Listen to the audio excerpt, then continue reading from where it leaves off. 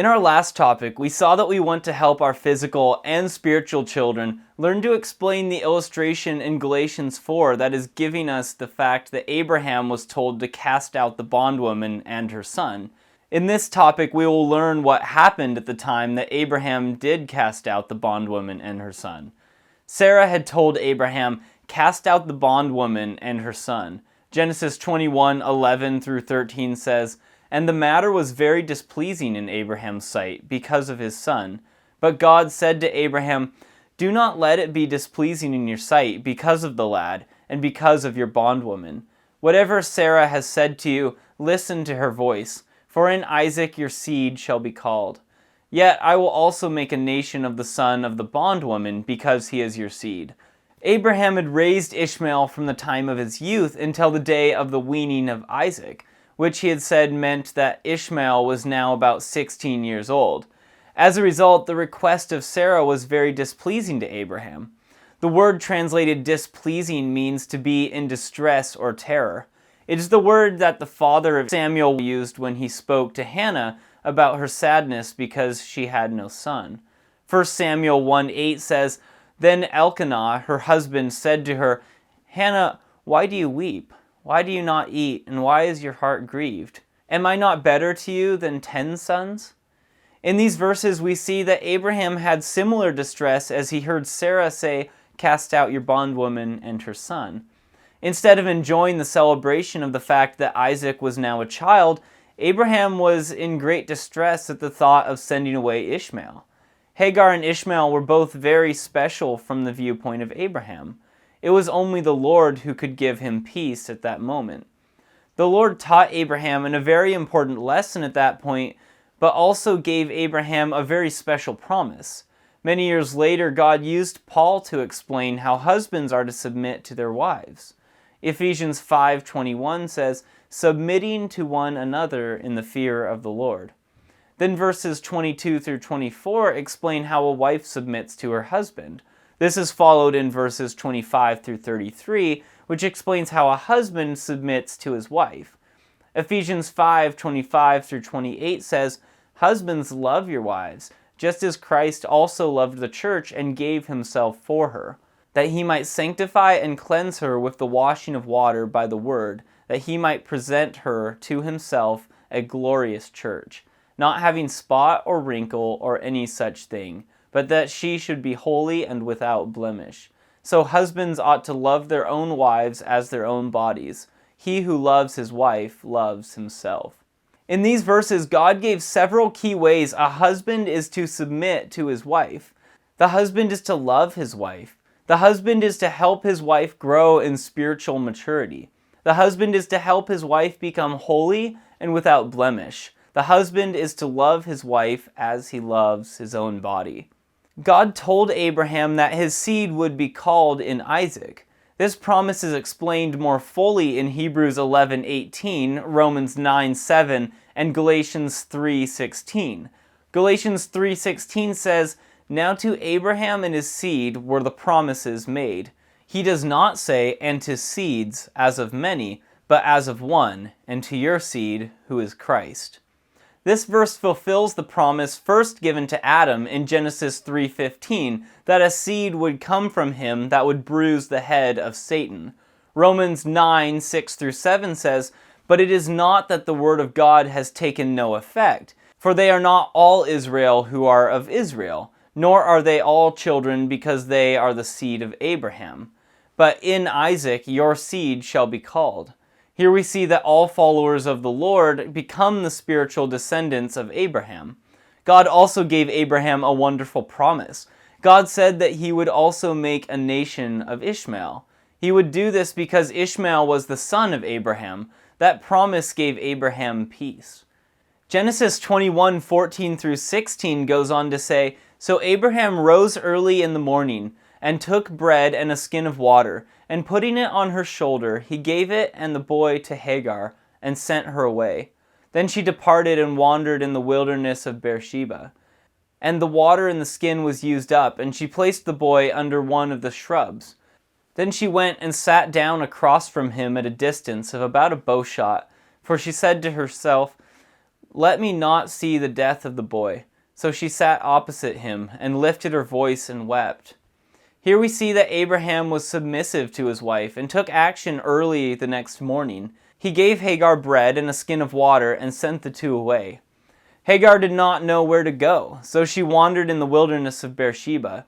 That wilderness covers a large area south of the southern border of Canaan. It was part of the land that Abraham was promised would one day belong to his descendants in Genesis 15:18. That verse says, "On the same day the Lord made a covenant with Abram, saying, 'To your descendants I have given this land, from the river of Egypt to the great river, the river Euphrates.'" Hagar and Ishmael were wandering without knowing where they were going. As a result, the water in the skin was quickly used in the hot wilderness. Ishmael soon became dehydrated because of the lack of water, and so Hagar placed him under one of the shrubs in the desert. Hagar did not want to watch her son die because she thought that he would soon die from the lack of water. As a result, she moved from him about the distance of a bow shot, the distance that a man can shoot an arrow with a bow and arrow. However, she was filled with sorrow at the thought that he might soon die. As a result, she cried and mourned with a loud voice. At this point, Hagar was without hope. She did not know about the promise God had made to Abraham that a great nation would come from Ishmael. However, she was not alone there in the desert, as the Lord was there and knew exactly what was happening. God had said back in Genesis 17:19-20, "Then God said, 'No, Sarah your wife shall bear you a son, and you shall call his name Isaac. I will establish my covenant with him for an everlasting covenant, and with his descendants after him. And as for Ishmael, I have heard you. Behold, I have blessed him, and I will make him fruitful, and will multiply him exceedingly. He shall beget 12 princes, and I will make him a great nation.'"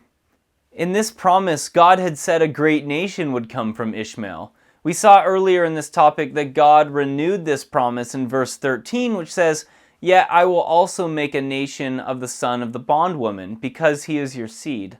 God will always keep his promises. Genesis 21:17-21 says, "And God heard the voice of the lad. Then the angel of God called to Hagar out of heaven, and said to her, 'What ails you, Hagar? Fear not, for God has heard the voice of the lad where he is. Arise, lift up the lad, and hold him with your hand, for I will make him a great nation.' Then God opened her eyes, and she saw a well of water. And she went and filled the skin of water and gave the lad a drink. So God was with the lad, and he grew and dwelt in the wilderness, and he became an archer. He dwelt in the wilderness of Paran, and his mother took a wife for him from the land of Egypt. God heard the voice of Ishmael as he lay under the bush suffering. Then God called to Hagar out of heaven and asked her a question. That question was going to change the situation for both Ishmael and Hagar. The angel of God just asked, "What ails you, Hagar?" God knew exactly what was bothering Hagar, but he asked this question to get her attention in her sorrow and crying. In Genesis 16:11, Christ told Hagar to call her son Ishmael. That verse says, "And the angel of the Lord said to her, Behold, you are with child, and you shall bear a son. You shall call his name Ishmael, because the Lord has heard your affliction." The name Ishmael means God hears. Now we see that God gave Hagar a second reminder of the fact that he hears. The Lord told Hagar, "Fear not, for God has heard the voice of the lad where he is." The fact that God hears all who cry out to him is a promise to all who are filled with fear. The Lord will hear their cry. Then God gave Hagar the same promise that he had earlier given to Abraham. God just told Hagar, "Arise, lift up the lad and hold him with your hand, for I will make him a great nation." Suddenly the hopeless and fearful attitude was changed.